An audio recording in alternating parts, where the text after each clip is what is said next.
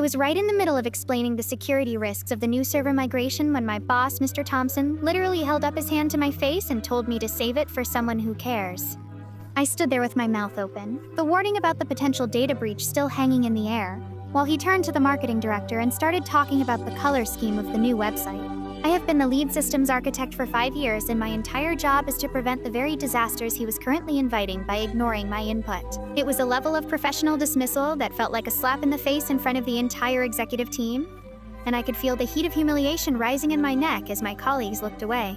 Mr. Thompson was a man who valued momentum over safety, often saying that we could fix the problems after we had already made the money.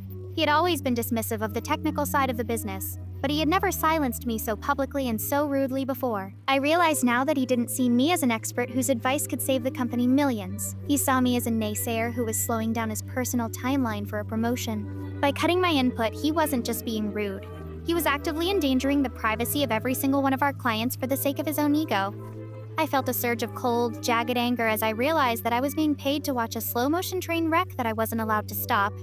If you don't care about the security of our data, Mr. Thompson, then I assume you're prepared to take full legal responsibility when the migration fails and the client records are leaked, I said, my voice cutting through the conversation about website colors like a siren.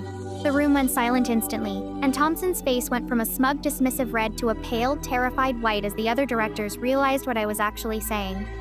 He tried to tell me that I was exaggerating and that I was being unprofessional, but I didn't back down.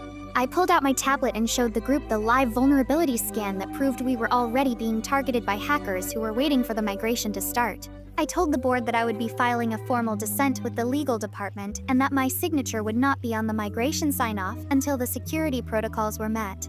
I watched the power dynamic in the room shift in a matter of seconds as the other executives realized that I was the only thing standing between them and a massive lawsuit. Thompson tried to apologize afterward, saying he was just stressed.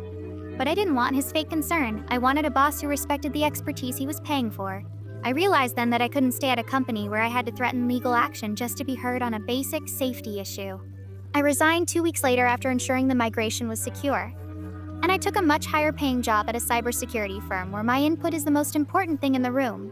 Thompson's department was eventually audited by the state because of his history of cutting corners, and he was forced to step down when the full extent of his negligence was revealed.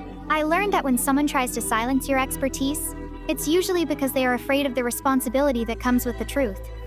I am much more successful now, and I never have to beg for a seat at the table where the important decisions are made. I am doing great, and my reputation in the industry is stronger than ever because I refused to be quiet when it mattered most.